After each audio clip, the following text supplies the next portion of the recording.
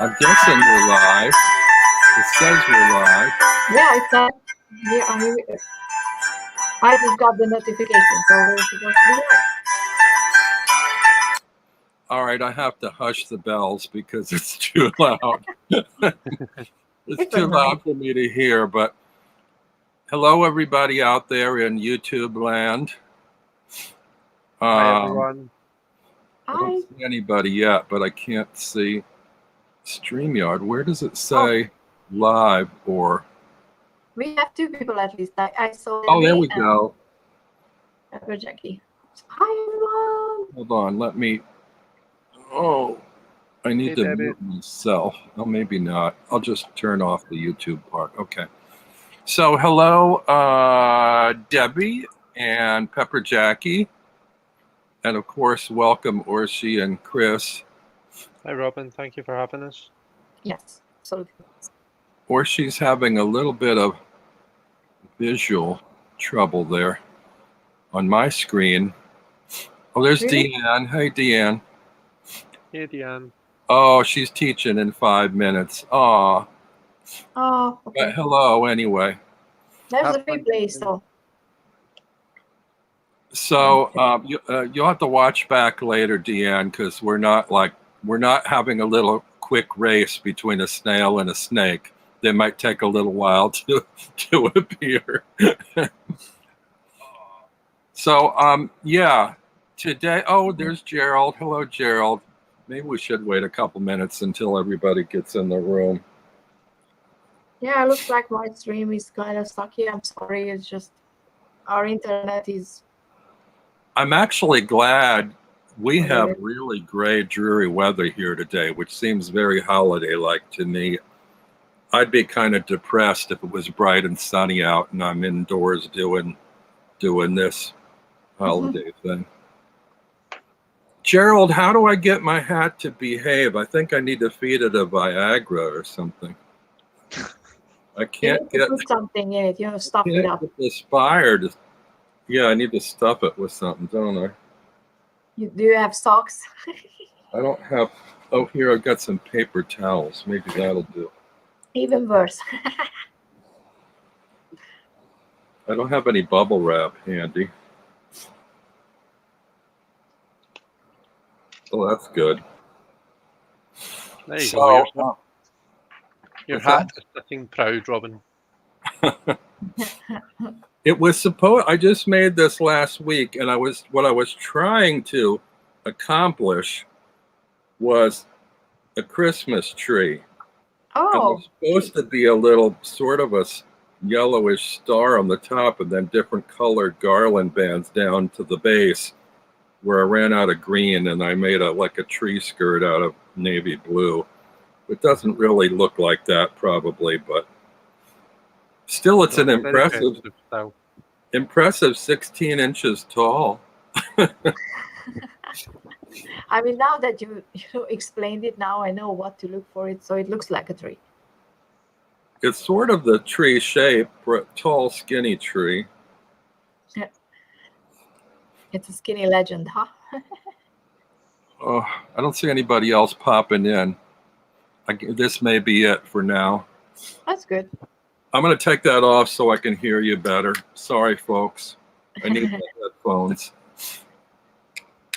It's kind of hard to do headphones and wear a hat at the same time. I don't know if it might work. It's big enough. The headphones might prop the hat on. Yeah. Well, I made it extra big, so there's room for the headphones inside. I'm 5 years old. So, what are you drinking, Orshi? It looks like cider, is it? It's tea. It's just tea. But I have a beer mug because I need a lot of tea all at once. So I got my usual green mug. I got this at Starbucks years ago, and I thought by now it would have shattered, but it seems to be lasting forever. Now that I've said that, I'm probably we're gonna break it. Yeah. But I like the size of it. I like a good, big, hearty mug. Hold a lot of tea or whatever in it. Yeah. So I'm having my violet black tea. Are you drinking anything today? Your ion brew or whatever you call it? I don't actually. I don't have a drink at the moment. But who knows? Maybe Sandy will bring me up a cuppa at some point. He's good at bringing stuff up to you, so. Yeah, he's great at it. So we'll see. We'll see what happens. Gerald said, "Oh, Pepper Jackie says she got her Golden Girls deck today, and she says that as far as my hat goes, it's good. It looks good, a little crooked." And Gerald says, "I had a dream about a white snake in box covered with a blanket. It was growing and growing and growing in a short amount of time. Made me think of Chris with his snakes." So today we're doing, what did I call this thing? Snakes and Snails and Tarot Tales. That was the idea. And the idea, I know we're going to have people in the chat room that absolutely love their cats and dogs, but this isn't about cats and dogs. Sorry, folks, but everybody's got cats and dogs. But how many of you have alternative pets, something unusual? And speaking of unusual, since she's close at hand, why don't we introduce our first guest? Oh, And she ran away. She ran away? Yeah, back into her home. She's so amazingly huge. Yeah. She's like fist-sized. Yeah. And she's heavy. Is she moving or just sitting in your hand? I'm gonna hold her, and then she's gonna come out. But she, like I said, she's very, very slow. So it's pretty much, watching paint dry. Is there a way to see the bottom of her, like her foot or whatever you call that? She clammed up because Oh, that's an enclosure. Yeah. Oh. That's why I'm keeping her like this, because she's gonna get used to the feeling of being held. Okay, and then she'll open up and come out and say hello. So I'm gonna lift her up, and she's okay. Well, I have a little bit of trivia for people out there. Do you know, or does anybody in the chat know, and no cheating by looking it up, how many teeth snails have? Does anybody in chat want to render a guess as to how many teeth a snail has? I know. If you don't know, or do you know, Orshi? I think I told you already, or I sent you a message about it. I mean, I looked it up back then. Chris, do you want to take a guess? I mean, I want it to be 0. I feel as though snails shouldn't have teeth. And I'm going to be a bit freaked out if they do. But I was astounded. Deanne is guessing 20 teeth. Oh my goodness! But that's not true. It's not one row. It's. I don't understand this. Apparently, their mouth is the size of the head of a needle, but it has 14 to 20,000 teeth on it. Yeah, there's tiny, tiny ones. That's why if you have a snail on your palm, you can feel how they are moving, and they are nibbling at you, because they're literally trying to eat you. Oh. Gerald guessed 377, and Aquarius Owl said thousands, and she's closest to the truth. Deanne wanted it to be 0, but she guessed 20. Oh, Gerald wants to know, Orshi, how old is she? Yeah, I have to look up, because I looked that up because I got her around 2012, I think. So almost, what is it, 21? Almost 10 years now. Oh, God. No, that can't be. And had you been wanting a pet snail ever since you were a small child, or how did this come about? But the story already, so I'm sorry. But we're losing you, I think. She froze. Are you there? Or, oh, there you are. Sorry, repeat. It disappeared, so I don't know what's with the internet. I'm really sorry. Can you hear me? I can. Okay, we can see you now. Oh, good. Sorry about this. I think your video is a little bit out of sync, but go ahead and tell us what you were trying to say before. Should I go out and come back? It seems okay just now. It's just that it comes and goes. Yeah. Yeah. Like I said, unfortunately, our internet connection sucks right now. So, Mhm. so I was just saying that my mom told me that when I was like, I don't know, 2 years old, I was running around in the garden and I put snails on my stomach because I wanted to carry them, but I didn't want to hold them apparently. So I just stuck them on my tummy and I was walking around because they were there. So I don't know. And You were a weird kid. I like that. I don't know. I think I was normal. And before I got her, I was talking about getting one out of the garden, and keeping it in. And my family was listening, and they gifted me with her. So Oh, that's great. Wait, so how long have you've had her since you were a child? no. Oh. It's about 10 years now, I think, And but I never remember. how long do snails live? It's interesting because in captivity, this species only live 3 to 7 years. So we're doing good. Wow. Is she poked out yet? No, Not yet. like I said, it's very, very slow. Well, do you want to tell us the pros and cons of a pet like that? I mean, it's a conversation starter for sure. Mm-hmm. And I mean, she's not very fussy.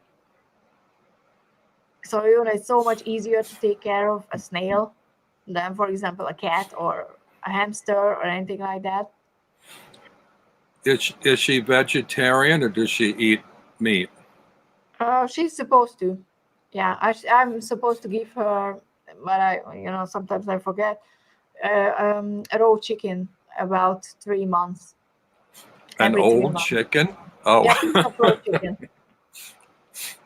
Chris is Did you say an old chicken or a whole chicken? no, just a piece, not a whole. That is scary. A snail eating a whole chicken. I mean, give her time. So, do can you, I ask a yeah. question, Robin? Sorry. So, see Yeah. about giving them chicken. I mean, obviously, a snail's not going to eat chicken in the wild. So, how, Yeah. like, what is it that they eat in the wild that chicken is equivalent to? Dead animals, who are on the ground and they just die. Okay, Snails eat some because they need that protein as well. right. That's interesting.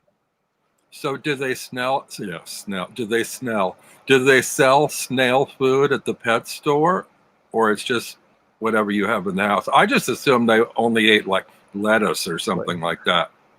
I mean, when my family bought me her, I decided it's a she. I'm sorry.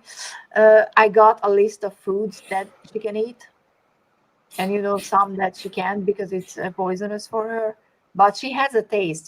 She doesn't like everything that's on the list, so she's picky. Actually, Is she used to you, or is she shy with you? I think she's shy with everybody. How often do you handle her? Not very often because when she was smaller, I could pick her out and just put it on my desk, and she was just roaming around. But ever since she became bigger, and plus she's a vampire and a bat because she likes to one of her whatever it's called, it's coming out, eyes. Oh yeah, I see it. Yeah, she's starting to come out. So she likes to be up during the night. So we're totally out of sync, to be honest. What time is it there now? 5? Yeah, it's 5. So it's getting near night now. No, she was sleeping actually, so I woke her up.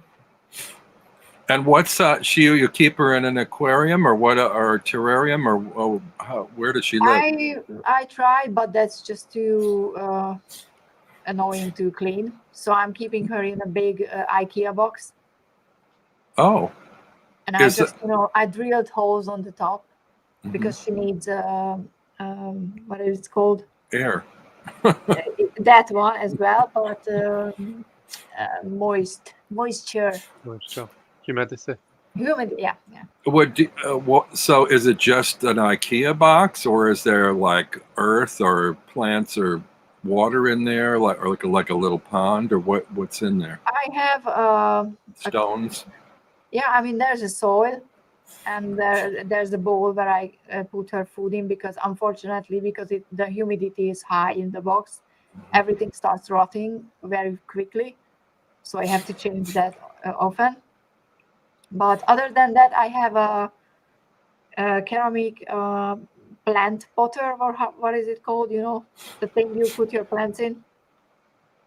Put your What is it plant in called? a pot. A pot, I don't know. yeah, just a pot. Yeah, because that's her house. She can go inside and sleep there. And I tried putting in, Is there a difference between a snail and a slug, or are they the same thing? no, slugs are no, no, never. Slugs are disgusting, and I don't like them. So is it a falsity or a misconception that like snails leave a trail of slime, or is that what slugs do? Everything. All of them They do both that. do. Yeah. That's how they can actually move forward. They use that moisture, whatever it's saliva, and they roll on that. Because Wow. otherwise, everything would be too dry and they hurt themselves. So it's pretty much like a blanket that they lay down to go over. So I would think they would have to either drink or absorb a lot of moisture in order to expel it to move around on. Yeah. Can you see her face? Donna says ceramic pot. Pepper Jackie says, oh, she's cute. I want to know where the panel is from. Or she's from Hungary, right? Yes. And Chris is from Scotland. And I'm from New York City. So there you go. International, for sure. Donna says you were a braver kid than me, according to my mom. When I was playing outdoors when I was little, I used to periodically run back into the house yelling, a bug, a bug. I mean, I don't like bugs. That's a whole different conversation. Yeah. Well, is a snail considered an insect, or is it no? What do they call? Is it a bivalve? What do they call them? What kind of animal is a snail considered? Mollusk. I don't know. I know it in Hungarian, but don't ask me to know. Oh, in I have English. that vocabulary in English. Sorry. We'll have to research that but later. I know that this species is prohibited to keep in the U.S. because they can be very dangerous to agriculture because they eat everything. So. And you said she's African? Yeah, she's an African giant snail. Giant. And what's her name again? Smarties. And that's because of the candy somehow? Yes. Don't get the connection, but. I mean, that was nothing. I was just thinking about names and I had an empty box of Smarties next to me and they sounded cool, so. Okay. Well, let's introduce Chris's friend. Chris, who have you got to show? Oh, is it he or she? He. This is Loki. Well, as far as I'm aware, it's a he, but I've never pulled up his skirt and checked. But yeah, this is Loki. It's kind of hard to get him on, to lift him up and get him on camera. But got a beautiful pattern. Yeah, this is their natural pattern.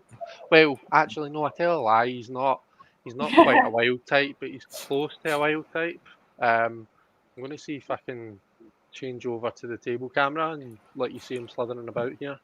Is he comfortable draped around your neck, or would he choke you to death? It's not really something I tend to do, but Okay. Robbie but has I interesting don't think he questions. would really choke you to death, but he would probably he holds on quite tight. He's not a constrictor, though. Oh no, he is. Pythons are constrictors. That's how they kill Oh. their prey. But I don't know looks- if he's. He Sorry. looks like he's raring to go. Yeah. So this is what he's like when he's out. He's just curious and wants to explore everything. Obvious. Sorry, I'm trying to hold him at the camera so you can actually see him, but it's quite difficult. So he feels all muscle, so he does. That's what it feels like to hold him. What's that on him? Pepper Jackie wants to know what kind of snake he is.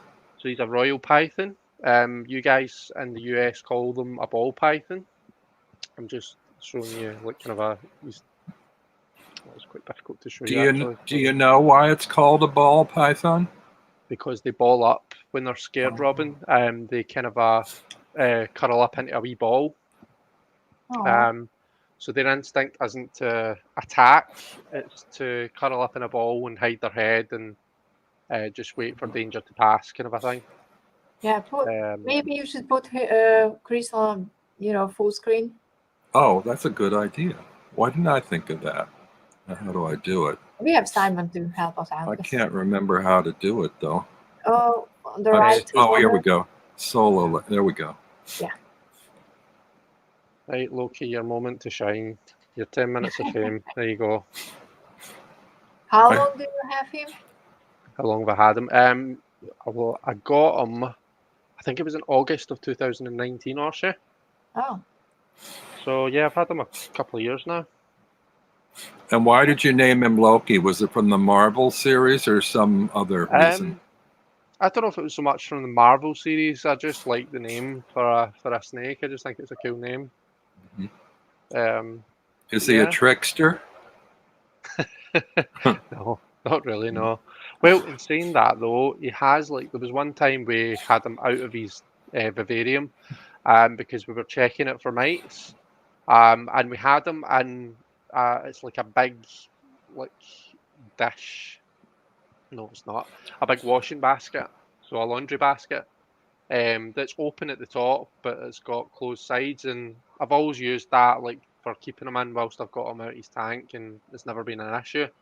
But this time, bearing in mind we were already kind of a bit up the high door, we were already panicking a bit because we thought his vivarium had mites in it. Turned out it didn't. But then, as soon as we were were ready to put him back in, we turned round and he was gone. He'd escaped. Now, thankfully, he'd only been out for not even a minute, and we managed to find him pretty easy. What are you doing? He's kind of doing this periscope thing that he does. He's raising his head up and just looking about as though he's seen something that's caught his attention. And they use their tongue to taste the air, right? Yeah. So snakes don't really have they don't have a nose. They have what's called a Jacobson's organ. So they pick up scent particles on their tongue. And that's why they have a forked tongue, is to help them decipher what direction things are coming from. And then in the roof of their mouth, there's like a hole type thing that their tongue goes in. And that's how they kind of smell, essentially. But I don't know if you can see it very well. I'll see if I can switch us back to the other camera and I'll show you his face again. But he's got these wee pits on... let's see. He's got these wee pits on his wee face. It looks like kind of a nostrils. They look like lots of wee nose holes. Right, Loki, hold still. You see them? See the pits? Yeah. So they are heat sensing. So they are. This type of snake is quite sensitive to heat. So that's another way that they identify prey. Is by sensing, because they can sense body heat. And Donna wants to know how long you've had him. So I got him in August 2019, so just over 2 years I've had him now. And how long do they live, she says, and how big will he get? Well, so he probably won't. He'll probably get. Oh, you're all right. You're all right. Oh yeah. Panic stations. So he won't get much bigger than 4 feet, I don't think. They're like a smaller python species. They're not like reticulated pythons that can get to like 20 feet. But they can live to about 30, 40 years if you look Wow. after them enough. But I think in average, maybe about between 20 and 30 years.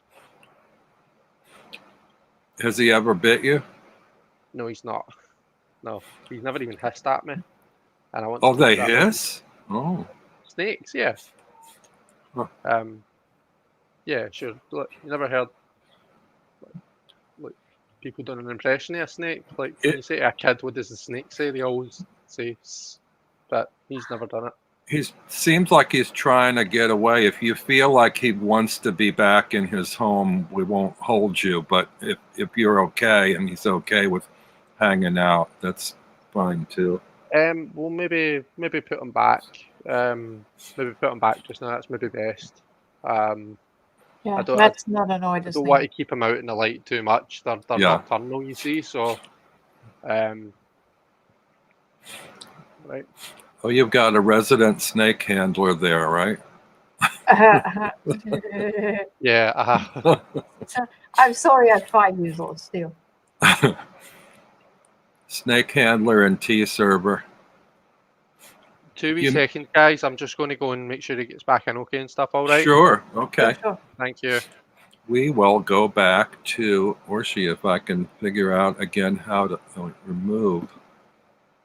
No, that's not it. Wait, solo layout there. Oh, What did I do? Oh, I need to add. Oh, there we it's good go. like this. It's good like this, yeah. Wait a minute. She's very, very slowly coming out, so I can't promise to show you the whole size of her. Maybe you can see her better this way. Mm. Doo-doo-doo. Hey, Patrice. Hi. I see her. You said that's one of her eyes on the end of a stalk there. Oh, you can see them both, right? Yeah, and it's about twice as big when she's completely out of her shelf.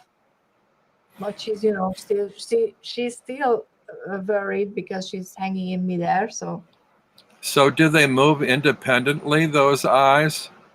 I guess, right? yeah, They're look in different directions. Wonder yeah, what absolutely. be interesting. I'll have to do a little research and see if on a National Geographic channel or something it shows what a snail's eye view looks like. I Because have it no idea. intrigues me to have two eyes that move two different directions. Talk about peripheral vision, huh? Yeah, I have no idea how clear they see, how far they see. I have no idea. Well, I'm not as knowledgeable as Chris with his snake. But yeah, Gerald, that's what I meant. I'm going to let you return her to your home if you want, because we'll be handling cards and it might be hard to do with one hand. Yeah. And do you guys need to like wash your hands before your cards, or it doesn't really, there's no like residue to transfer that would be problematic? For me, it's okay. There's no residue. I would wash my hands between handling the two snakes, but Oh, why is that? They Just could to smell each practice. other? Oh, no. Well, yeah, they probably could, but neither of my snakes are snake eaters. So, whereas if you had like a king snake, so say like a California king snake or a milk snake, everyone's seen a milk snake, with the red and the black and the white pattern. Milk snakes are a type of king snake, and they're snake eaters. So if you were handling a snake and then you were going to handle one of them, it would be really important to wash your hands. Otherwise, they'd smell food on you and they would be biting you. Sometimes, to be honest, with king snakes and milk snakes, if they can smell themselves on you, they'll go for you. So it's quite hard not to get bit by them. wow. Oh my God. But no, I'm fine just now. Like I'll give my hands a wash later on, but it's fine because I'm not handling anything else. And I no longer have a live pet, but I do have this. Oh. That's very interesting. A lot of Who's teeth, that, Robin? He's an unusual pet of sorts. for sure. He's got lots of healthy teeth and sort of a sleepy look. I think I'll let him go back to have a nap. Yeah, and So- because sorry, just before I forgot, I'm not sure if you can see it because apparently my internet connection sucks. But can you see?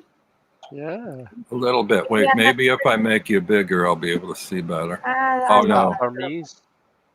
Me and a huge snake. Is that Oh, Burmese python? Yeah, I mean, we went to the zoo and they were out on the grass Right. and they were like, "Do you want a snake? Do you want to hold a snake?" And the rest of my family were like, and I was like, "Yes, please." So I know how smooth and cool their skin is, and how strong they are. And I mean, this one was very, very heavy. They just they put it on me, and I was like, "Oh, okay, thank you." Yeah. I occasionally have seen people here in the nearby park with snakes around their shoulders, walking Really? their snake in the park. Yeah, I don't know if it's a boa or what it is, but I don't know my snakes. Yes, they.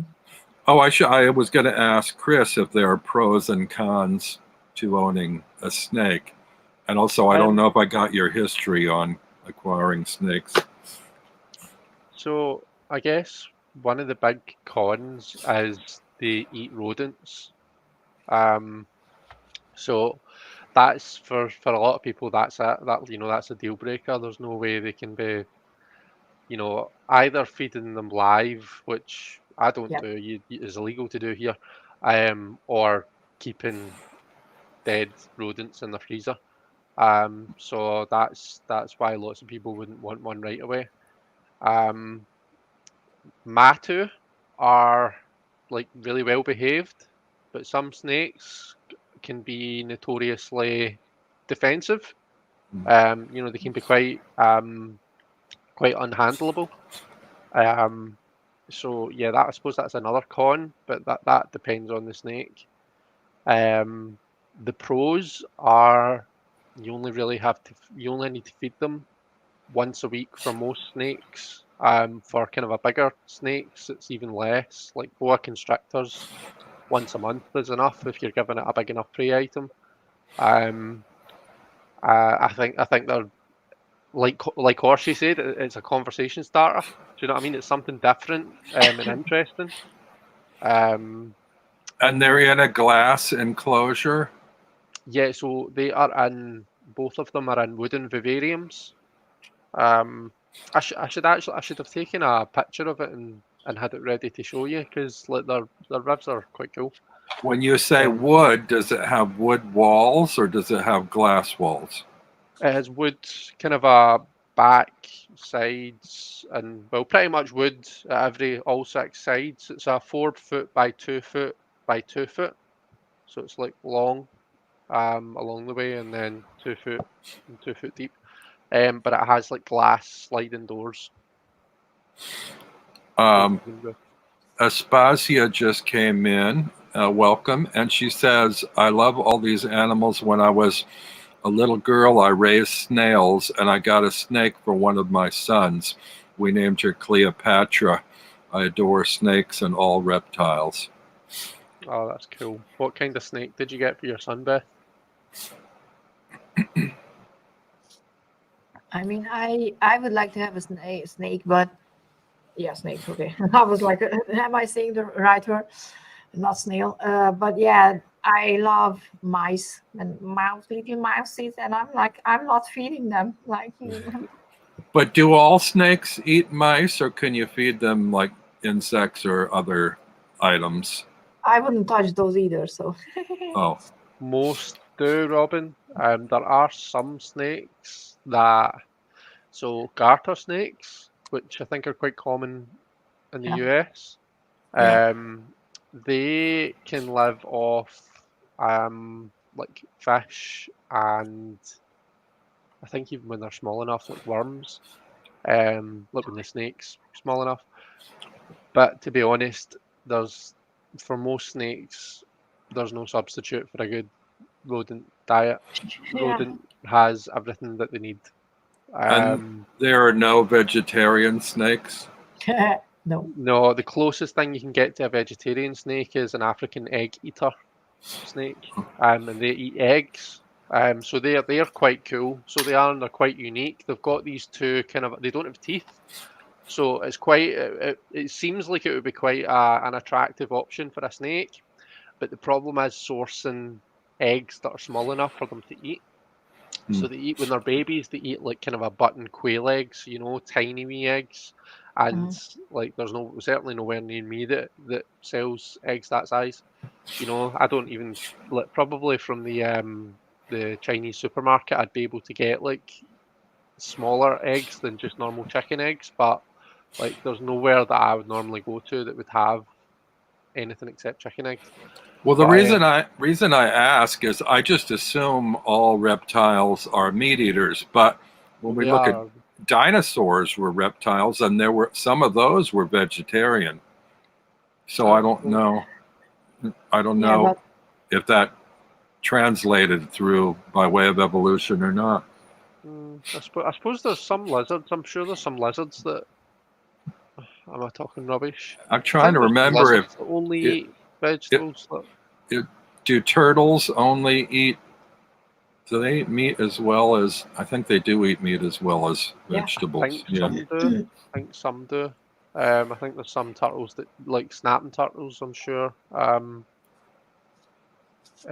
there are vegetables. There are ones who only eat fruit and vegetables. I think. Yeah. I think so. Yeah, tortoises and stuff. I'm sure tortoises they eat vegetables. Yeah. Beth says, I got my kids lizards and chameleons too. I was the mom who drove out in a blizzard to get to the pet store to buy live crickets. You're a hero. Donna says, I don't think I could have convinced my mom to let me have a reptile. She has a snake phobia. Oh. Yeah, I think a lot of people do. Well, we're a little over a half hour in, and we probably should transition to tarot. So a little bit of tarot talk regarding animals. And I don't know why I fused these two subjects. I think I was just, everybody's curious and fascinated about your pet. So I wanted to bring that in. I thought, well, how can I relate that to tarot? And I thought, well, there's a lot of tarot that feature animals. And I thought, but Robin, you don't like animal decks. Why are you going to host a live discussion about tarot decks with animals that you don't like? Although I do like anthropomorphic kind of animals in decks. So, I mean, I have the Metamorphosis du Jour with the J.J. Granville illustrations of animals on, two-legged bodies, and wearing clothes and things from the Victorian era. And I love the new Curious Creatures one. I wanted to ask if you had that deck, because I was like, that's a deck for you then, because that's the only type of animals and humans mashed together. I'm like, nope. Well, this one, I think I said in my walkthrough, it's weird because I'm not a fan of Chris Ann. I'm not a fan of animal decks. And What's wrong with Chris Ann? Yeah, there's nothing wrong with her. I'm just not a fan. Her art. Artwork. Oh, it doesn't. I thought you meant that you had something against her as a person. Oh no. I thought she was lovely. Apologies, Chris Ann. I'm sure you're great, and a lot of people love you. It's just her decks have never really appealed to me until this one, which is so very different from anything else she's done. Yeah. But even this one, I think if it didn't have, here's a lovely reptile. I love this image from this deck. It's so funny to me. I love the humor in this deck, the wit of it.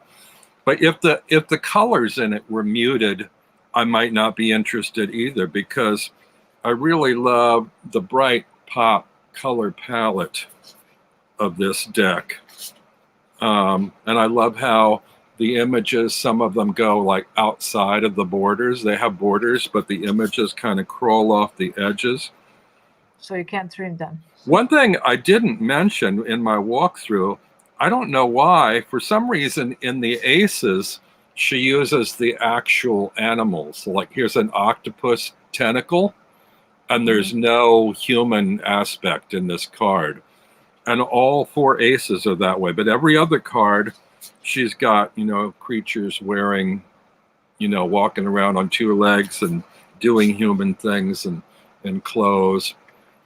And I think for me, animal decks, I have a hard time reading because I guess I just, I don't get me wrong. I love animals. I love the way they look. But in terms of the way they read, if I'm looking at an animal's expressions or what it does, I don't quite know how to read it. I mean, they're basically alive to like eat and procreate, and what more is there to an animal than that? Whereas the human experience seems far more varied to me, and I am a human being, so I relate more to what they are physically doing or being depicted in a card. But maybe that's why I like these, because even if these didn't have animal faces, I think I would like this because the bodies are so animated in the cards. So even if they had human faces, I think I'd be intrigued. There's a kind of a campy quality about some of the images. But anyway, I take it you're not a fan of this deck, Chris, although I know that you love Lightseers. I do too. Yeah, I'm not feeling it right now, Robin. But then, to be fair, I said that about the Muse Tarot a couple of years ago, and now I've decided to get myself a copy of the Muse Tarot, so it's kind of a grown on me that way. So right now it's a no from me, but I'm not ruling out that it might grow on me at some point in the future. But isn't there a little bit of a similarity between the Lightseers and the Muse? Much more so than this deck, or you think she does an about face with every deck? They're completely different. I had the Muse Tarot as well, and I got rid of it because I couldn't read with it. I didn't like it at all. And I love the Lightseers. That's why I was like, oh, I need her second deck or other deck because it's going to be amazing. And I sold it because I didn't get anything out of it. But don't the Muse Tarot and Lightseers both depict diverse, modern, contemporary figures in them? But in a completely different way. One of them is a collage deck. It's fashion inspired, the Muse. The other one is, they are paintings, so for me it's completely different. Yeah, I would, to be honest, I see more of a similarity between the one that you were holding up there. What's it called? Is it the Fantastical Creatures? Curious Creatures, yeah. I see more of a similarity between that and the Muse than between the Muse and the Lightseers, just because they have that photographic quality about them. And they're both collage, I guess, yeah. Yeah, but they're all different, I think. So do you guys, let's see, Donna says, so the aces are like the pure animal energy. Oh, I should show you, there's 2 fools in this deck. Oh. And I don't like the other fool.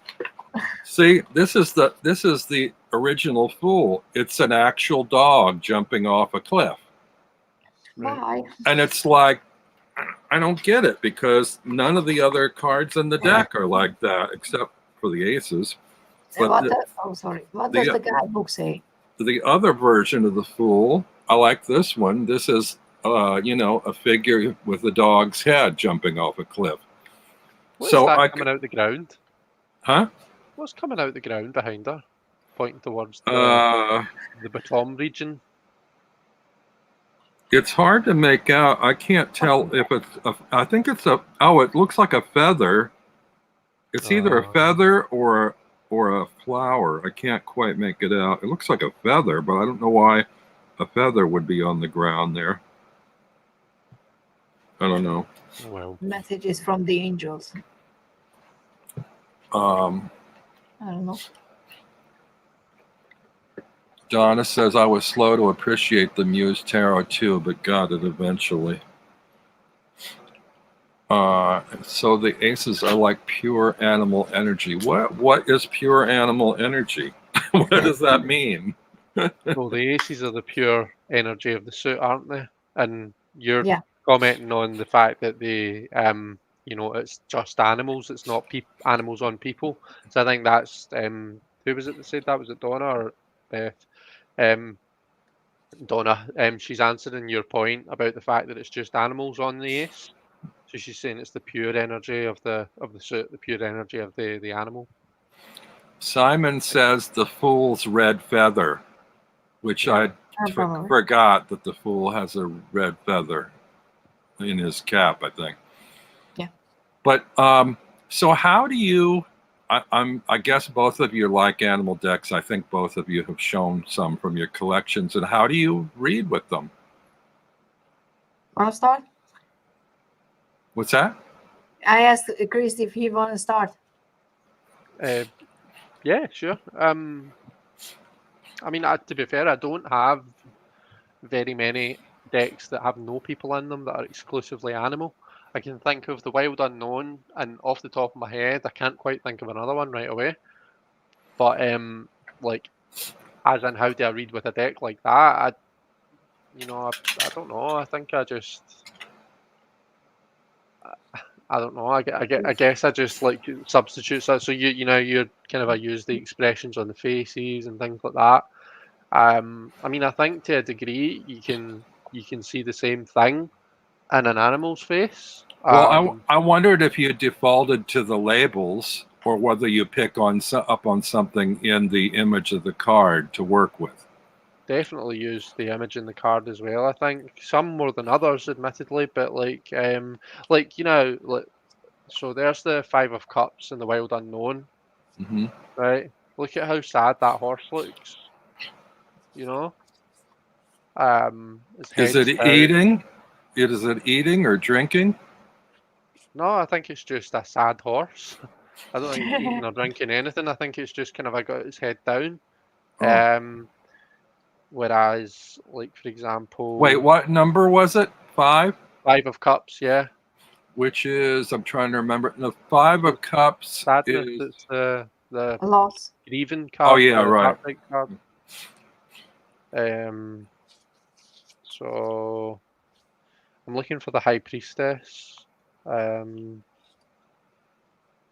even just like there you've got the Mother of Swords. So she's firmly kind of perched on that sword. She's kind of relying on her intellect. Her intellect is her tool. If her sword gives way, if she loses her intellect, then she's going to go flapping. So that's the Queen of Swords? Yeah, Mother of Swords in this deck, but yeah, the Queen of Swords. So I guess the argument I've had is people said they don't like anthropomorphizing animals, but if we sum up the owl in terms of wisdom, isn't that anthropomorphizing the owl? I think that's what is the word? Going to explain to me what anthropomorphizing means? Sorry. It means applying physical. I think it means applying physical attributes of humans to other objects. So it would mean like we take human characteristics and apply them to an animal. So so then you're saying wisdom is a human characteristic? I certainly don't think so. I think that wisdom are you saying that owls are the only wise animals? No. I'm not saying that. No, when did I say that? So why do we depict the owl as the one to indicate intellect or wisdom? I don't think it's the only one that we use, but I'll tell you why the owl is used. It was Justin Michael that told me this, so big up Justin. The reason that an owl is used to depict wisdom is because, one, they can see in the dark, so they can see things that other people, other animals can't see, and also they can turn their heads in all directions, so they can see in all directions. So it's the ability to see the unseeable that I think has made them kind of been seen as wise. But I don't think that owls are the only. I mean, a tortoise. The tortoise in the Wild Unknown, for the hermit is Yeah, the elephant, like, I think there's lots of animals that can be depicted as wise. What's funny, you just described special attributes it has. It's sort of like superhero powers, but I don't think of those as wise things. They're just attributes that they have, that they were born with, that don't necessarily make them wise. It's just abilities they have that other animals don't have. I'm not sure where the wisdom part comes in. Like the fact that you can turn your head all the way around doesn't necessarily make you smart. It means you Yeah, can but you see have in all to, directions. You can yeah. see, you're all seeing, it's Yeah. the all seeing and being able to see things that other animals or perhaps can't see. Hmm. That's where the kind of having this. It's a symbol, obviously. Do you know what I mean?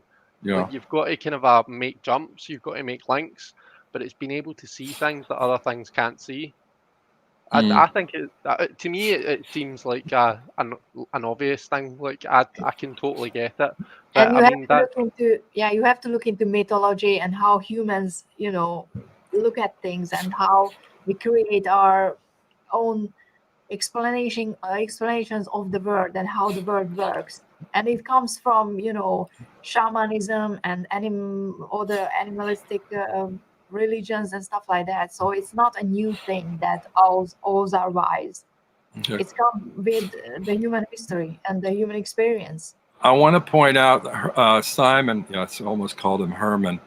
I want to point out that Herman says uh, anthropomorphism, noun, the attribution of human characteristics or behavior to a god, animal, or object. okay. So what we're talking here, the ones I look at, the animals on the human body, I'm anthropomorphizing animals. But with animal decks, I feel like we're doing the other way around. We're taking animal attributes and imposing them on humans in a way, because we as humans are reading those images from the decks and interpreting. We're drawing something from the animal's behavior that isn't necessarily animal. It's like the way we interpret that behavior in an animal. Do you know what I'm trying to say? Yeah. I think we do that anytime we divine, don't we? Anytime we use divination, unless Orshi's reading for Smarties or I'm reading for Loki, then you're going to be taking whatever it is, whether it's whatever you're interpreting. It might be color, So, Father of Swords, the sword is really colorful. I'll read into that.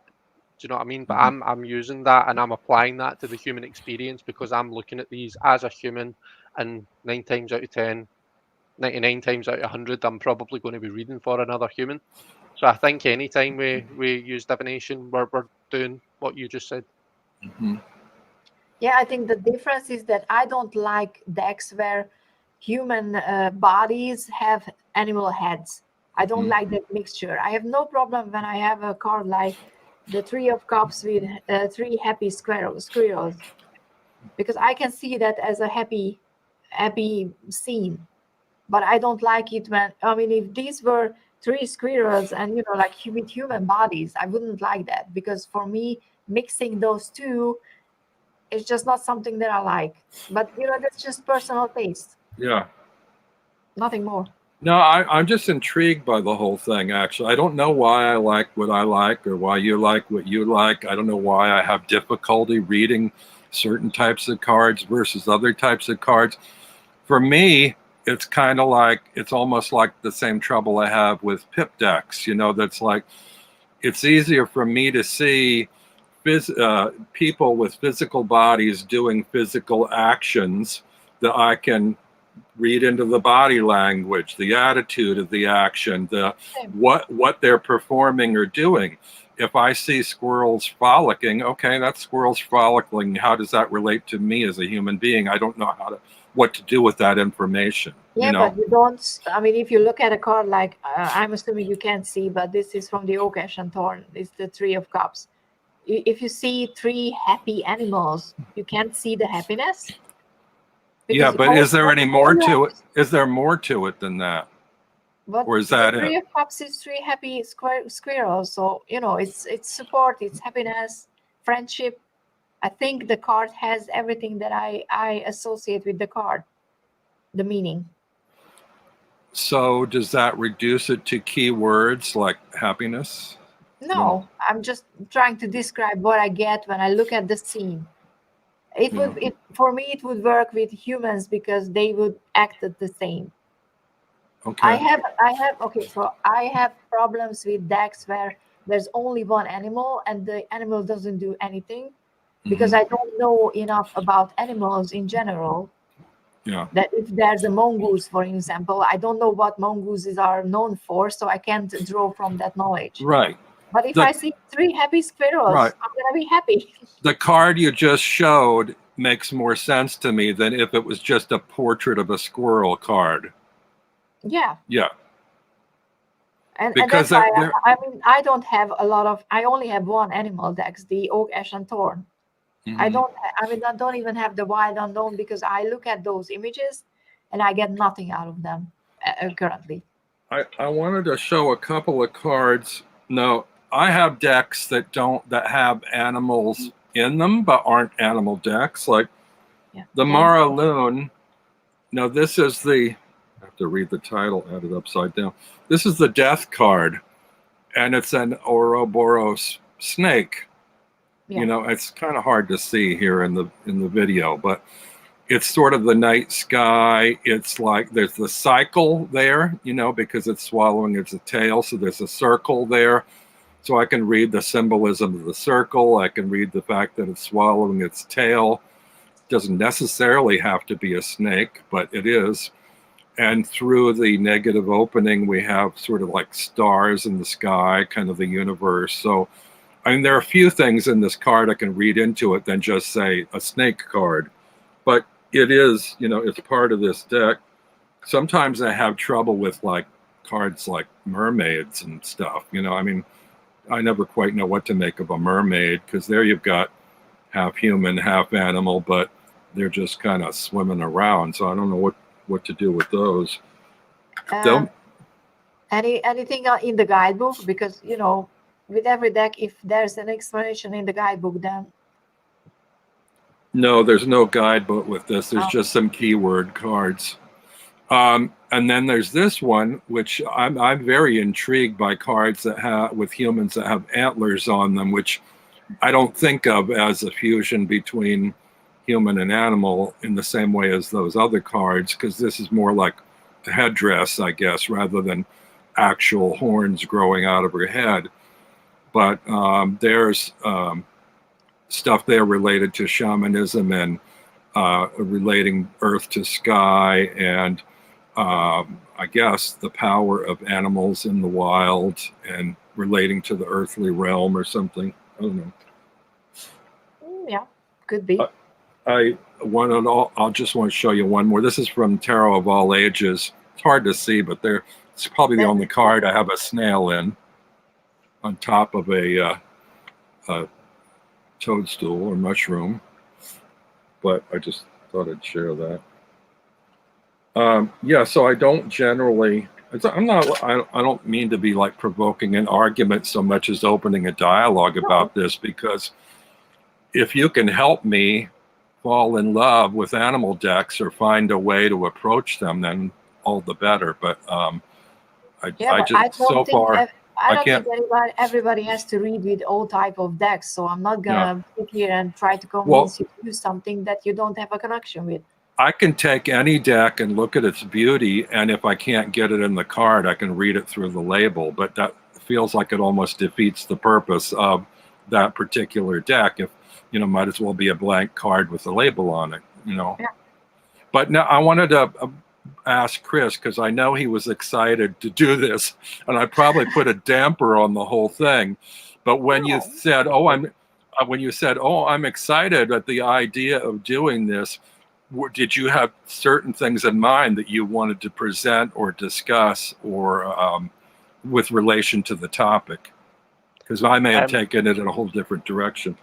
No, that's okay. I'm interested to chat a bit about. So, I've got quite strong feelings about how people use snakes as symbols in decks and tarot and like Lenormand and things like that. Obviously, like we probably all know that usually when you see a snake in a deck, or well, maybe not usually, maybe that's not fair to say, but a lot of the time when you see a snake in a deck, it's supposed to be a symbol of like deviousness, you know, like negativity, you know, like Yeah. evil. Yeah. And I'm not really big on that. I don't think that that's very fair. Do you think that comes from the whole Adam and Eve thing? Oh, absolutely, yeah, Yeah. yeah. We're blaming everything on that. Yeah. But I forgot to show my snake card from my Lenormand deck. That's cute. Where here I've got, you know, you never see somebody handling a snake in a Lenormand deck, but my little character's on every card. So yeah. there you go. You know, So how I do don't- you read the snake in your deck, Robin, or how do you read In the this snake deck? generally? Yeah. In this deck, the way that I deal with any, you know, Lenormand Mhm. deck. Mhm. But I mean, for me, this kind of comes down to keywords like twists and turns, because that's kind of the way a snake moves. You know, it writhes, it twists and turns. You know, I also have a Lenormand deck. It's a Celtic Lenormand, and that has 2 snake cards, and one of them is shedding its skin. And I like that one better because it gives me more to read into the card than just a snake. I like the idea of regeneration and, you know, the snake coming out of an old skin, you know, with a new body. Yeah. Yeah. No, I do appreciate that. I like that deck has that. Even I think even the alternative card it's kind of a more about the twists and turns, you know, the complexity, you know, that's how I read the snake in Lenormand. I read it as a kind of a card about complexity. Things aren't maybe there's no straightforward kind of a solution to this problem. It's got lots of kind of a twists and turns and unforeseen kind of a parts to it. But I do think sometimes people read it as sort of face value as like sneakiness or, you know. Definitely. I mean, so this is my favorite deck to read with. Not by choice, it just is. It's the deck that I read with best. It's Ciro Marchetti's Gilded Reverie Lenormand. And this clearly, I mean, look at the image. It's got a snake baring its fangs, um, and it's Yeah. got front fangs, so it's going to be a venomous snake. So this is definitely kind of a picking up on the kind of a that more negative kind of a connotation of the snake. Can you hold that up close and still instead of waving it around? I want to see it. I'm probably better. Oh, you actually, could do but your probably- overhead. Yeah. Yeah. This is Because professional. I was going to ask you Oh, if we're upside down. That's weird. Don't know why it's doing that. oh, the color changed drastically too. I was going to say I thought I saw a lemniscat there, although it's on its side Not like quite. an 8. Not quite. Because it doesn't join at the top. Okay. Here. Yeah. I don't know why my camera is upside down. That's really bugging me now. It's not a big deal because I'm not slinging cards, but I'll need to sort that. There But are yeah, some communication issues. so you can really see in it, if you look at its mouth, its face, you know, it's baring its fangs and it looks quite dangerous. Whereas you get some, like for example, here's Anaturian's Claire de Lune Lenormand snake, and it doesn't quite have that. It's got more of the kind of twists and turns to it, and you can really see its scales. It's beautiful. So it lends itself to kind of being read any way you want. You can still read it as danger and deceit and, you know, all the bad things. But if you want, you can read this as complexity or, you know, change, maybe even knowledge, because like snakes are a symbol of knowledge as well. So yeah. I wanted to show you on the Celtic Lenormand. These are the 2 cards. So one of them is snake coming out of its skin, and then the other one, oh man, it's so hard to do this backwards. Yeah. And this is almost a prettier card in a way, but I like the symbolism of the crawling out of its skin kind of in this card, the other card. So those are the 2 choices you have in this deck. And it's nice in a way that they give you choices in the deck to choose from. But anyway.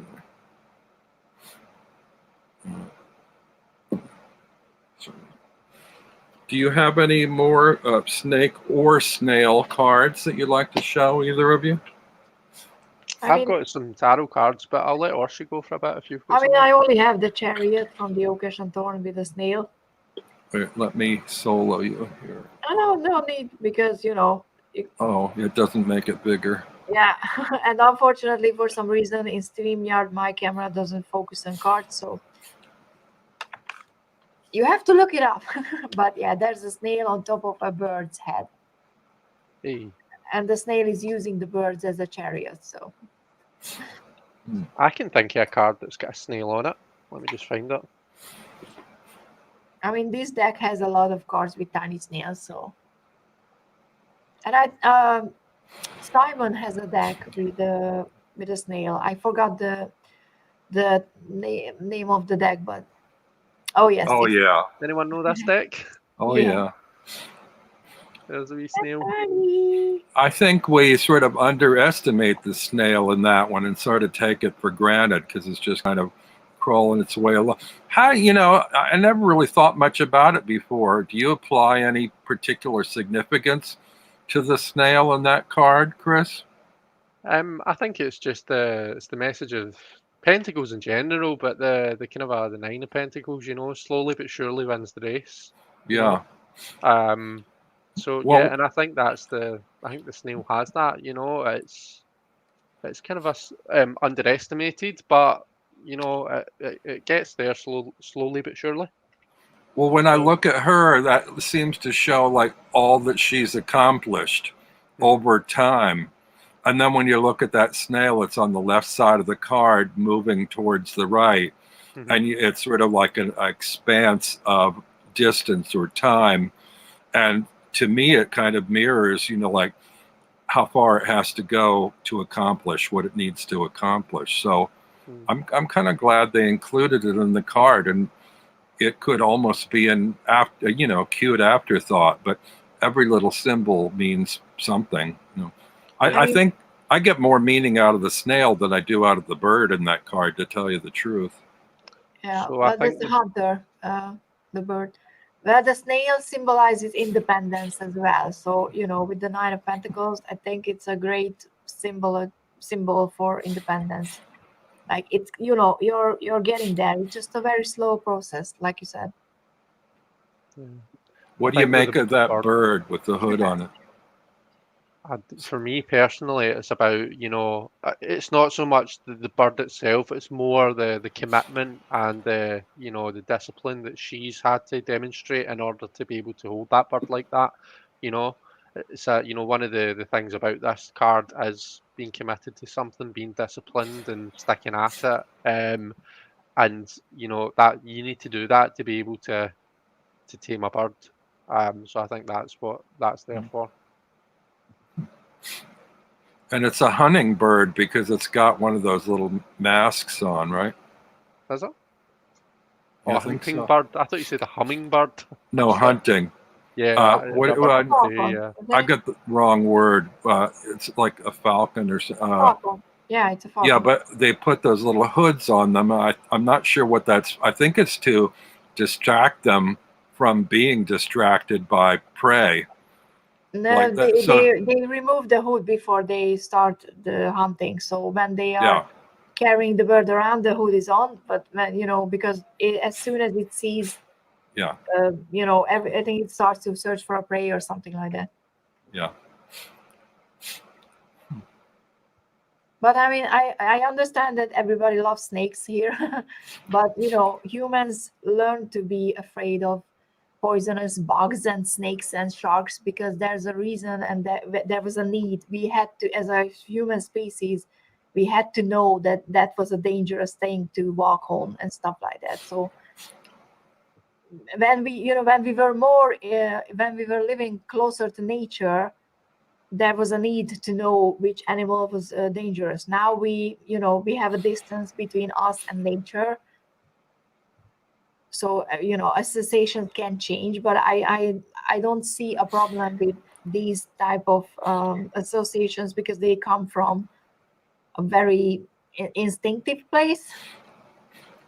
Yeah. But I Beth, understand, Chris, who is a snake owner, it's obviously different. Beth says, sorry, sorry. Beth says, I associate the story of St. Patrick driving out the snakes as symbolic of the patriarchal religion usurping female deities' power, as the snake was depicted with goddesses. Which, if I can find it, I'll show you my pocket goddess. I think Only Robin has a so. I pocket know that goddess. there's a reason that we've developed that instinct, and in places like, I don't know, Australia and things like that, then people have obviously got to be really careful. I think there was an episode of a kids program that wasn't aired because it might have been an episode of Peppa Pig. Oh, that's nice, Robin. What's that?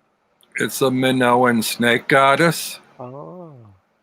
And I keep her in my pocket altar, which is this little pouch that has crystals and things that I like, and carry around with me.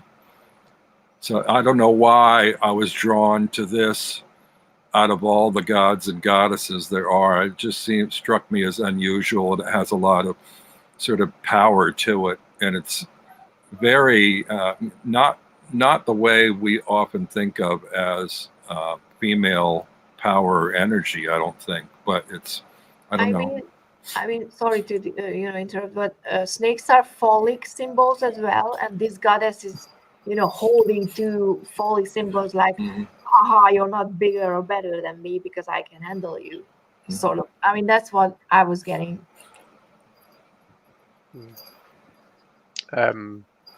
Yeah, what I was saying was I think that so I can see why we've developed these instincts, but I think that over time we've exaggerated it. So like we think of like snakes as being like these devious creatures that will hunt you down and try and come for you to bite you on purpose, when in truth it's actually a snake isn't actually going to use its venom unless it feels really cornered, unless it feels like it really has to. Sure, you'll get like kind of you get personalities across every species of animal, not just humans, and there will be kind of a nasty snakes, just like nasty everything. But in general, it takes a lot of work for them to build up that venom. So they're not going to use it for no reason. Whereas I think that we have this idea that some people sometimes we get the idea that they're these kind of like horrible, vicious, kind of conniving creatures that will come for you. So I appreciate that we have that kind of instinct and why we have it. But I think it's just I think it's more understanding about. I think it's mostly fear of the unknown. I mean, I suppose there are certain animals I fear more than others, but I fear all animals, really. I mean, I could fear equally, a squirrel in the park or a dog. I don't know. They're wild animals. Well, a dog isn't a wild animal, but, if I don't own it and I don't know, I mean, it evolved from a wild animal, and some dogs do bite. So, I mean, it's like, you just never know. Well, you don't know with people either what their behavior is going to be like.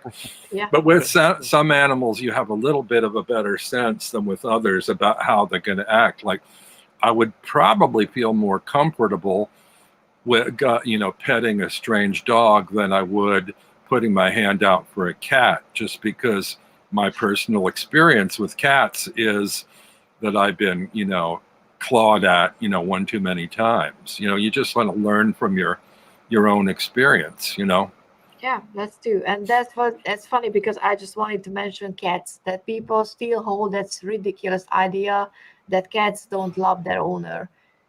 And everybody who has a cat knows that's absolute bullshit. And I'm just so tired of people still saying that cats don't care, that cats can just, they will go whatever, place you give them food and they're going to stay there. And that's absolutely not true. They have personalities, and for a cat's love, you have to work for it. And they are much more cautious than a dog. So, if you don't know how to handle a cat, you don't know what you have to do when the first time you meet them, you have to show them your hand, you have to let them smell you, and you have to let them pet you. They're not going to do that immediately like a dog. But if you Well, don't know that and you go for a, petting them, they're gonna attack you because they feel they are attacked.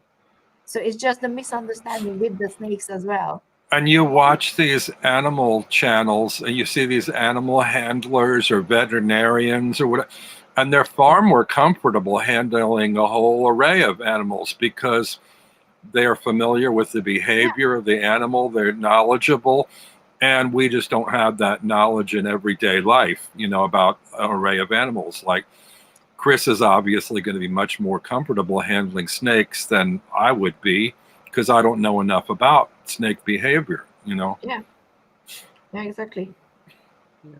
So, yeah, like I said, fear of the unknown. Yeah, and I guess because we're spiritual around here, we have a different way of looking at animals because we kind of immediately try to connect it to something spiritual. So we're not gonna look at a spider and just see a spider most of the time. We're gonna start thinking about, okay, it's making a web. There's connection. There's all sorts of things. So I think it's different for someone who's just like spider, and that's all. And we might have fear of the unknown in terms of using decks that are different than we're used to. Yeah. Like some people, I'm afraid of tackling the Marseille or the Thoth, yeah. So I think it's, what you're familiar with, what you're comfortable with makes it easier until you get to learn more about it or know more about it. And then, Yeah, it could open your world up. Yeah, and it's exactly why I was like, okay, I'm gonna get myself a deck for Christmas that I decided previously that I would never read. I don't care. I don't want to read with it. And I picked up an oracle, the Vercure Light. It's a Danielle Noel. I think that she's the illustrator. It's a very pinkish, very pastel. I always looked at it and I was like, oh, what is this? So I was like, okay, I'm gonna get that because how I feel, because I want to know if I have the deck. Will that change things for me? Will that open up in a way that I wasn't expecting it? Because always going for the comfortable, it gets boring and you're never gonna learn about yourself if you. And I know a lot of people are more comfortable reading with Marseille than they are with scenic decks. Yeah. But how do you feel oracles fit into an equation like that? I mean, I always go with what the image gives me. So with an oracle deck, it's especially easy, especially if the keyword is good. I mean, I made 2 oracle decks, so I'm clearly good with comfortable with oracle decks. I tend to find I'm less and less comfortable with oracle decks, particularly because of the phrases or keywords or the extent of text on an image. The oracle decks I'm most comfortable with are just images with like no words, no text. But that leaves the interpretation totally open to my intuition and however I read symbols or whatever. And if I do another deck, it's very likely to be an oracle deck, even though I'm not really using them anymore. But then it will be a very personal connection, I think, for me, the way I relate to those particular images. So I don't know. Yeah, and I'm on that Marielle train as well. Well, I know Chris gets a lot out of. I don't know if it's considered an oracle deck or not. The soul decks. Yeah. Are they considered oracle decks? I know they're just images only, and a lot. I don't know if it's one or all of them are mostly portraits. And no, there's one that's just portraits, I think. That's a new presence. But do you? What are your views or thoughts on using decks like that, Chris? I know you kind of use them as sort of a modifier for readings or an introduction or overview or something. Yeah, so the decks like soul cards, presence, portals of presence, and anything that doesn't have keywords on it, I would generally tend to use that like in conjunction with a tarot reading, like you've seen me do on the roundtable readings. I love oracles that that have keywords. I love to use them like tarot decks. I find that works really well for me. So it's kind of like a tarot deck, and that you can see that it's got an intended meaning. But there's an image there, and you can kind of in the same way you would with tarot, you can go off on whatever direction. So I use different types of oracles in different ways, I think. But yeah. You have a video on it. Yeah. Well, when you do your roundtable readings, you always open with an oracle card. Now, what is your mode of operate? Why do you do that, or what are you looking for in that card? So I don't like to use significators. Mm-hmm. I don't like taking a card out of the deck. Now, I'm not dissing anyone that does. I know there's like 77 is apparently a really powerful number, and working with a deck of 77 with a significator out is, it's got its arguments, but it's just not for me. So I like to have something there that's just kind of like I use the soul card, it's to signify the question. Now, there's another reason that I use it, and this isn't so well. I don't use it this way when I'm reading online on camera, but I like to have something like a card there for the person whilst they're shuffling the tarot deck, something for them to focus on, because I feel it makes the shuffling more meditative. It's more of an intentional process. It's more kind of if you're focused on something, you don't feel like you need to kind of like speak like to make up the silence. Do you know what I mean? Oh, So yeah. I think it's quite good for that as well. Do you feel when you open with a card like that it molds or shapes the direction of the reading, or that you tend to try and fit the cards that follow in the reading to that original card? No, I don't think I do in practice.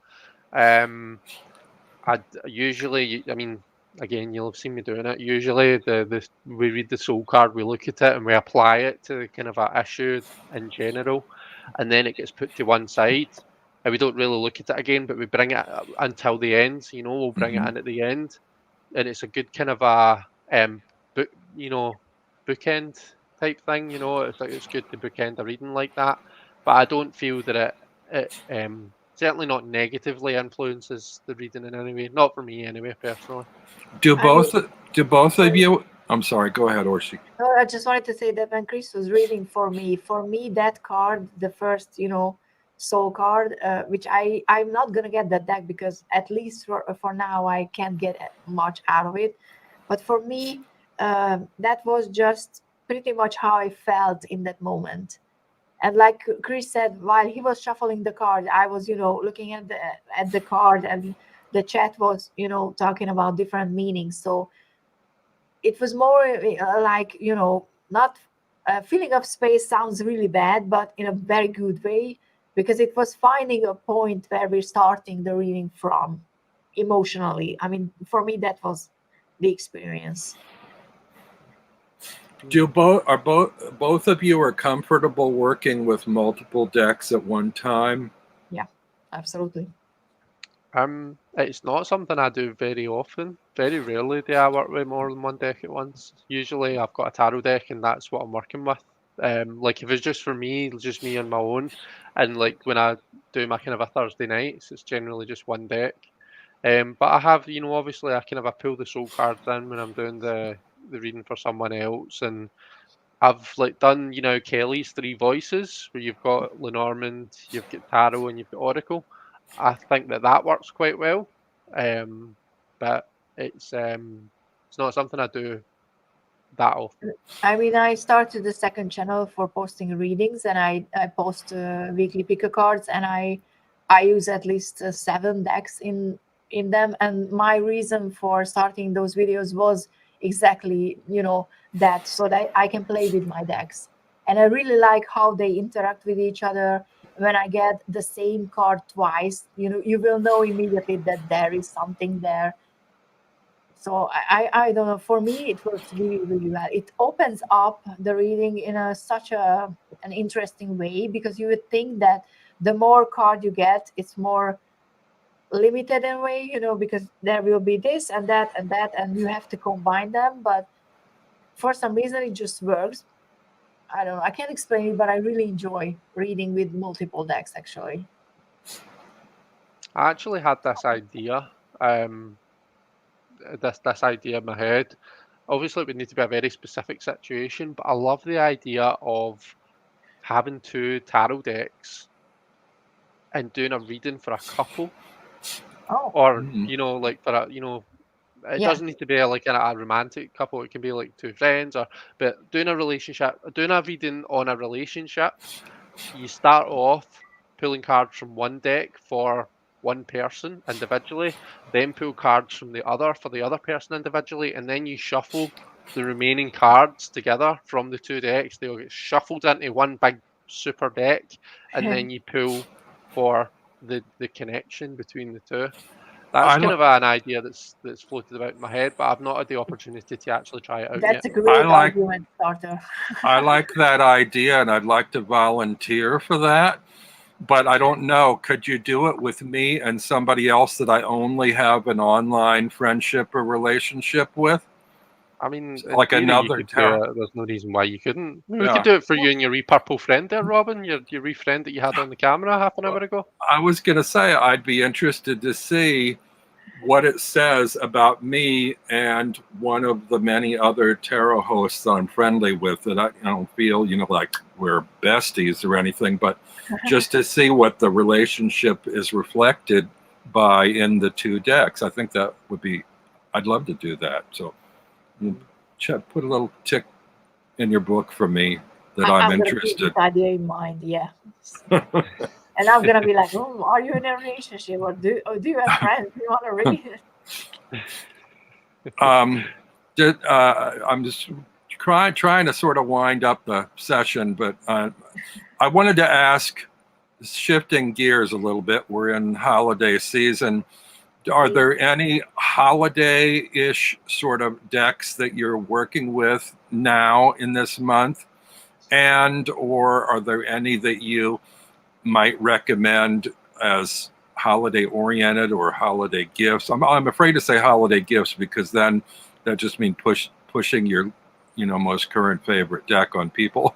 But if there's any that you feel like, oh, that's a very festive kind, or that's when I think of winter or the holidays, that's a deck that I think of. Does anything come to mind for you? I mean, for me, let me say, for me, when I think of the holidays, it's not religious specifically. It's more like the coldness, the iciness, colorful. I think of ornaments and ornamentation. So I tend to be drawn to decks that have a lot of, dazzle to them, like the sparkle or twinkle, like lights on a tree, or they've got a lot of colors, like a lot of ornaments decorating a tree. Those are the kind of decks that I'm drawn to around the holidays. Yeah, I mean, I ordered myself the Cirque de Tarot, and fingers crossed it's gonna arrive before Christmas, because I pre-ordered the deck in September and it was pushed back and pushed back and pushed back, but it's been on its way to me. So, because for me, Christmas is all about family and spending time together and those storybook kind of decks, and I wanted something, Christmassy. And I know that there's a lot of Christmas Rider-Waite-Smith decks, but I'm not the biggest fan of the traditional Rider-Waite-Smith imagery. But when I saw this one, the preview images, I was like, this looks like a Christmas night, a Christmas Eve in a tarot deck. So I'm quite curious, because Jonathan said it yesterday that he got the deck and it was not what he was expecting. So I'm staying away from spoilers, but I'm quite curious what he meant by that. So that's for me, for Christmas. Yeah. I don't really have very many themed decks. It's not something that I tend to gravitate towards. Yeah. The only really deck that you would probably call Christmas themed that I can think that I have is the Nightmare Before Christmas Tarot. Hmm. And there's arguments about whether that's a Halloween or a Christmas or maybe both, but it is Christmassy. But I think that's the only one that I can think of off the top of my head. I have two holiday pouches They look pretty. that Yeah, they do. that I got, and one of them has the winter weight in it that everybody's seen. That's the one of And them. then another one just has these are I scrolled through 400 pages last year of playing card decks on Amazon, and I found these two. One of them is just like photographic. No, they're paintings of winter scenes with snow, which I just love to look at. But they're sort of like random. They have no relation particularly to the card they're assigned to, but they're just pretty scenes. And then the other one is, I don't know if this is Danish or Finnish, these little gnomes on, like, each card has a different gnome on it, and sort of, it's very holiday-like and fun. And then I also have these two Krampus Christmas, sorry, I should say Krampus playing card decks, which have different Krampus images on them, which are fun.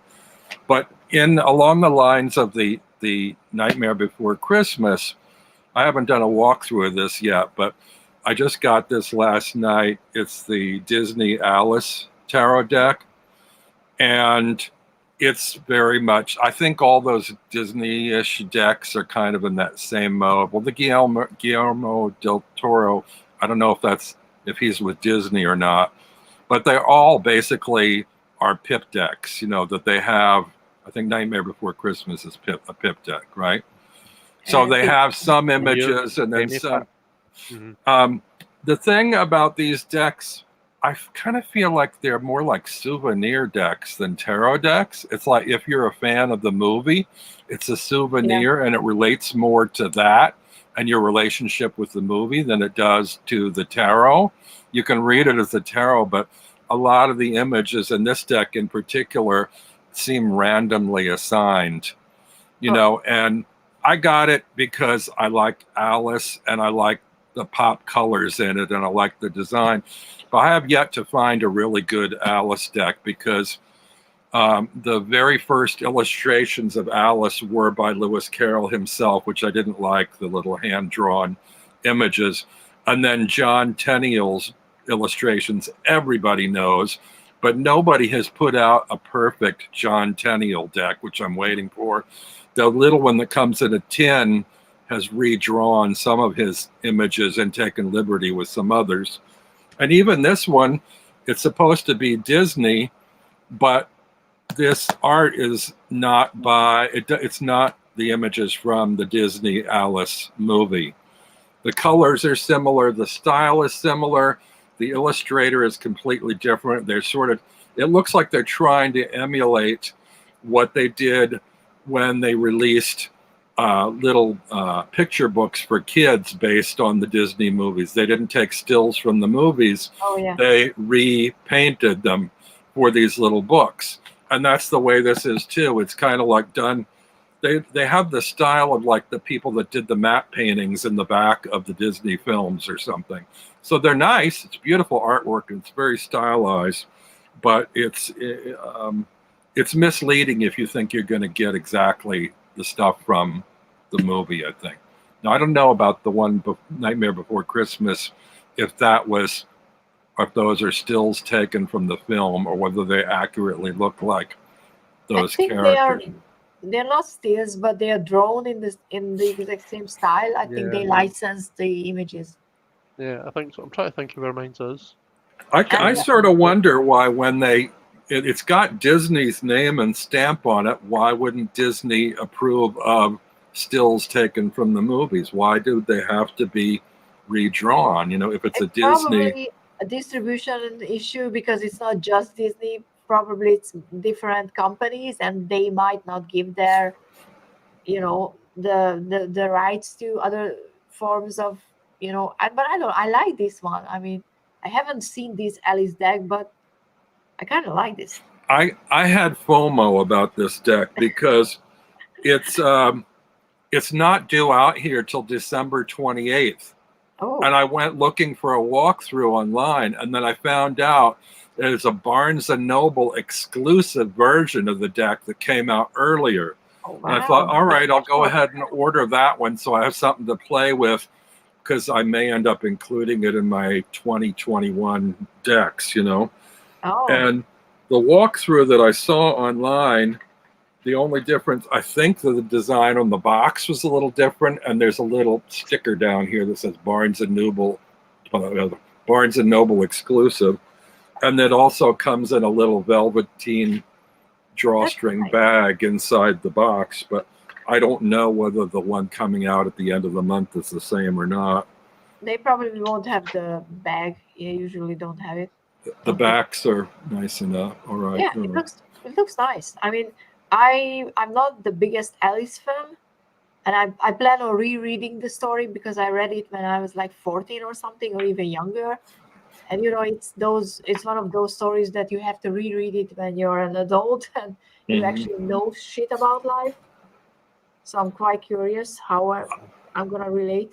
I love this is the wands. It's a pip deck, but I just thought these wands were beautiful. That's the flowers suit. Mm-hmm. And then but then again, for pentacles they have hedgehogs, which that's cute. I mean it's cute, but it's just a bunch of dots on a page. Really, they didn't do much with the hedgehog layouts. Yeah, but the flowers were the same. They were just stamped.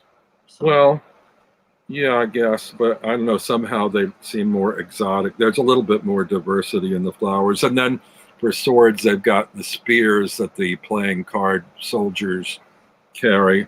And then I do like the cups. They're like teacups, and that works, From Beauty and the Beast. Well, the Mad Tea Party has teacups. Yeah, I know. I'm just kidding. Yeah. Lori, stay safe, because she just said that there's a tornado outside. So. Oh wow. Yeah, I know that there was a warning in around Texas or something today. Because I was watching another live stream. I was wondering in closing, I don't know if I cut any of you off from anything you wanted to say, but I thought maybe, wait a minute. Donna says, agreed, Robin. I'm usually disappointed by decks based on movies or TV. They usually feel forced or maybe too repetitive if they're not enough unique characters. And Beth loves some Krampus. I was going to ask, unless you guys had anything else you want to cover, whether you'd be open to us each pulling a card from a different deck and combining it into a 3-person reading, just generally for, say, from now to the holidays. It's only a couple weeks away. Yeah, I mean, Beth just said that Kentucky was hit very hard today. So I'm assuming it's today, but I mean, I'm not watching the news. I get my news like that from people who live there. So I just hope that Lori is safe and everybody is safe. Just in general. My biggest problem is that I'm complaining that we don't have snow. So obviously. I don't want to switch you in midstream if you already have a deck you love, but if you have a deck that's got animals in it to feed into the animal theme, go for it. The only deck that I have. So this is a card for everyone for the holiday season. Is that right, Robin? I think, yeah, we'll just say, just us as a group and people in the chat and people that might tune in later between now and the holidays, just kind of a general what it might have to say about all of the above. I love my card. Oh, interesting. Oh, different reactions. I love when I watch a reading and it's like, ooh. Well, it's not one of my favorite cards, but okay. Oh, we will know which card you don't like.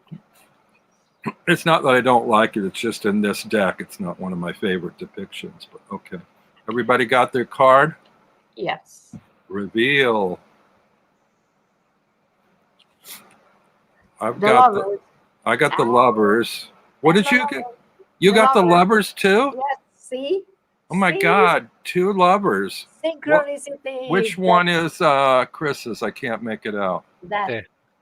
What? Yeah. Death? Yeah. That. Yeah. Oh We my have God. majors. 3 majors. And Love, 2 of love, them are and the same. death. What do I you love make that. of that? Love, love, and death. It's What are your 2 lovers, Orshi? foxes. Foxes. And mine are parakeets, I think. And they have butterflies for transformation as well. So we have that kind of. Yeah, right enough. Yeah. So it's nice that you're in the middle, Orshi, because your card kind of pulls mine and Robin's together, doesn't it? Yes, exactly. A connection. Nice. I Huh. like it.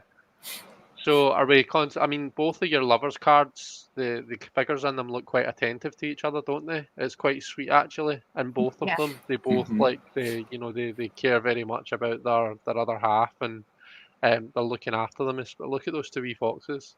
Mm. So hold close to people that you care about over the holiday season. Things are always changing around about us. We're coming into a new year. We're coming into a change from 21 to 22. With the Omicron, dare I mention it, kicking Yeah. about, we need to be kind of ready to adapt with all the changes that are happening. So hold close to people that you care about and make sure that you're looking after them, is what I'll say about the reading in general. Mm. Yeah, and love, I mean, to be cheesy and simple, love transforms things. So if you go into the holidays and you go into with love and understanding, and you choose to be, loving and understanding, then things can get transformed into a better thing. And yeah, I don't know if I can say much more. I see love and more love and death. So for me, it's kind of like has to do with patience and cooperation leading up to the holidays. And I kind of see that death card almost as that postpartum that we get after the holidays. Like, oh, we've got all this joy and love leading up to December 25th. And then the day after, it's like, oh, like maybe we got some good stuff. We maybe had a good time, but now it's all over. Like all that goodwill and joy in the world, is kind of over until next year. It's sort of like we've transformed. We've got to rethink this, heading into New Year's and the new way of looking at, the year that's opening up for us. I don't know.